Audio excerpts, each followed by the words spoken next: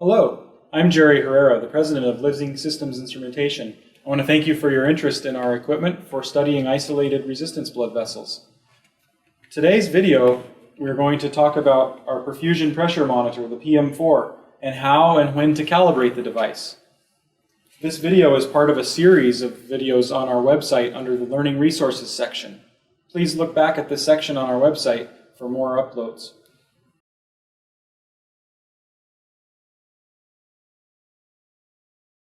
Okay, let's talk about when you want to calibrate the pressure monitor. You want to calibrate the PM-4 pressure monitor when you first receive the instrument, as well as on a periodic basis, for example, once per month. Full calibration involves adjusting the zero and scale controls for both the P1 and the P2 pressure channels. You also want to do a full calibration anytime you change a pressure transducer. On a daily basis, you don't need to do a full calibration, but you do need to adjust the zero before each experiment, and that adjustment will compensate for changes in ambient pressure as well as slight changes in your experimental configuration from day to day.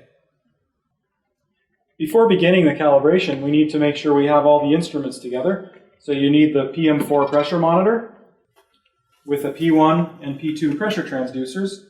You'll need to have a one-way stopcock attached to each of the pressure transducers. You'll also need a lure coupler, a calibration manometer, such as the pressure calibration manometer that we provide at Living Systems.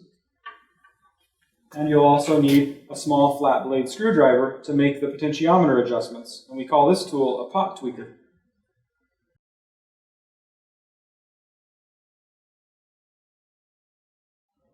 Okay, to start calibration, we need to set up the plumbing. And you can refer to the pressure perfusion monitor user's manual. The section on calibration of the pressure transducer has a schematic illustration that shows the plumbing setup for calibration.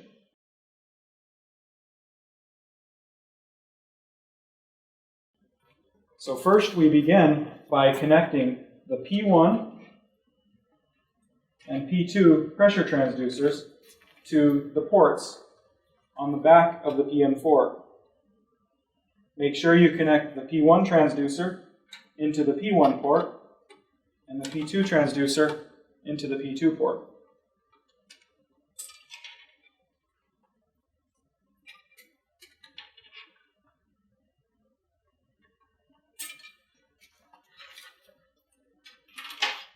Next, we attach a pressure manometer to the free output on the P1 pressure transducer.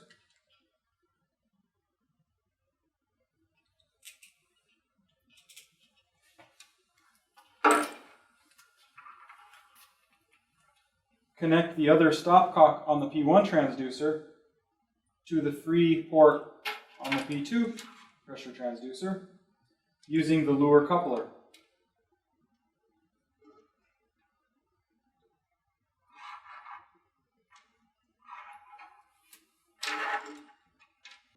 So this plumbing setup allows us to isolate each of the transducers from one another using the stopcocks.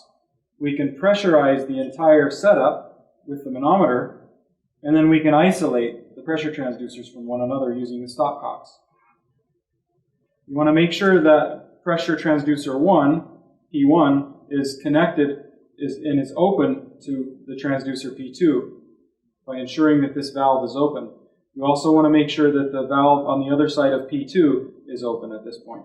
So now our entire system is open to atmospheric pressure.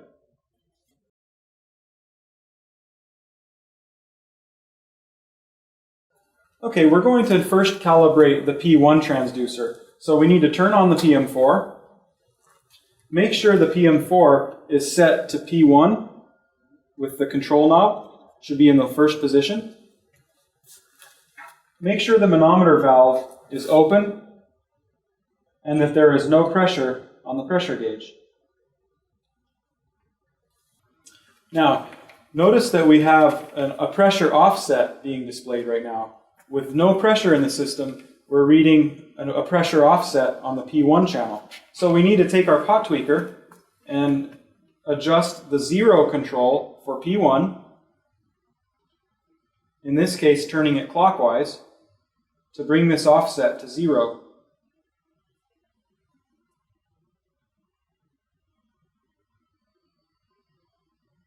And you want to be within 1 millimeter of mercury of your target pressure. Now we need to switch the PM-4 to read the P2 pressure channel. Again, with no pressure in the system, we should be seeing a pressure of 0 millimeters of mercury.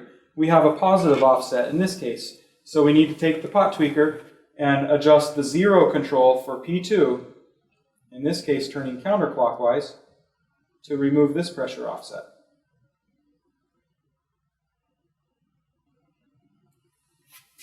Next, we need to close the stopcock on the distal side of the P2 pressure transducer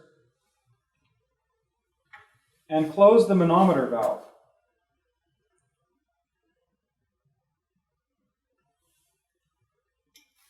We're now able to apply a pressure to the system by inflating the manometer cup. And our target pressure for this calibration will be 100 millimeters of mercury. So slowly inflate the pressure manometer until your pressure of 100 millimeters of mercury is achieved. And this takes some practice. You may find that you overshoot the pressure. And if that happens, you need to release the manometer valve to slowly bleed off the pressure until your target of 100 millimeters of mercury is reached. Once your manometer is reading a stable 100 millimeters of mercury, adjust the P2 scale potentiometer until the PM-4 display also reads 100 millimeters of mercury.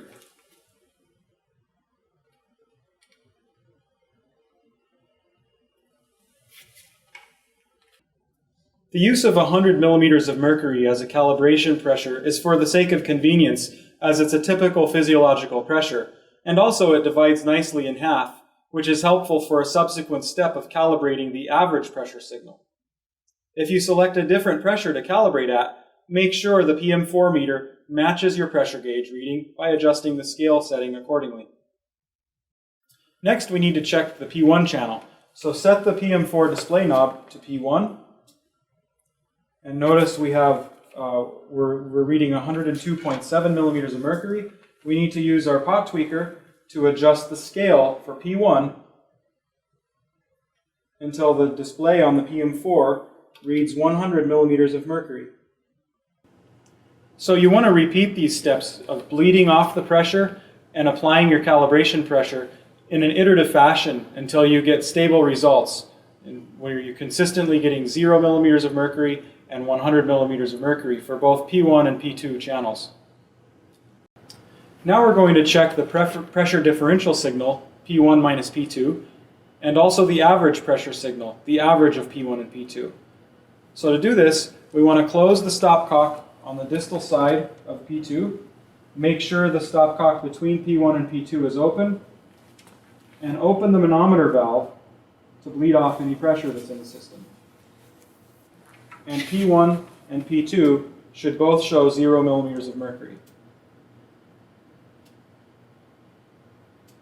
If you find an offset, now you would need to adjust the 0 with the pot tweaker.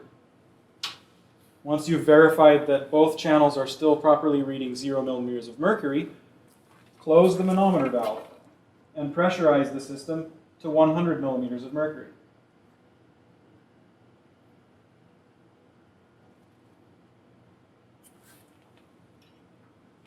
And verify that both the P1 and P2 pressure channels are properly recording 100 millimeters of mercury.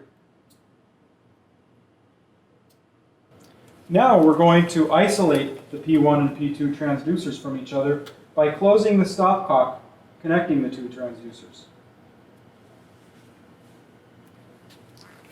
Double check that both transducers are still reading 100 millimeters of mercury. Here's P1 and P2. Now set the display knob to dP, or delta P. This is the pressure difference between the pressure transducer 1 and pressure transducer 2. It should be 0 millimeters of mercury, because both P1 and P2 are 100 millimeters of mercury. Now open the stopcock on the distal side of P2 to open the P2 transducer to atmosphere. the delta pressure should go to 100 millimeters of mercury, because P1 is 100 and P2 is 0. Now switch the display knob to average pressure, P average. It should be approximately 50 millimeters of mercury within 1 millimeter of mercury, because we have P1 is 100, P2 is 0, so the average pressure is 50 millimeters of mercury. You can now open the manometer valve to bleed all pressure out of the P1 side.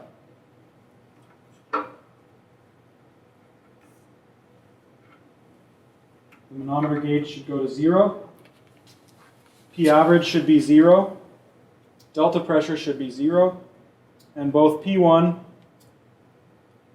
and P2 are now 0 millimeters of mercury. It's a good idea to do this calibration procedure with other pressures on your manometer to experiment with the behavior of the PM-4. This will help you gain an understanding of how the PM-4 works.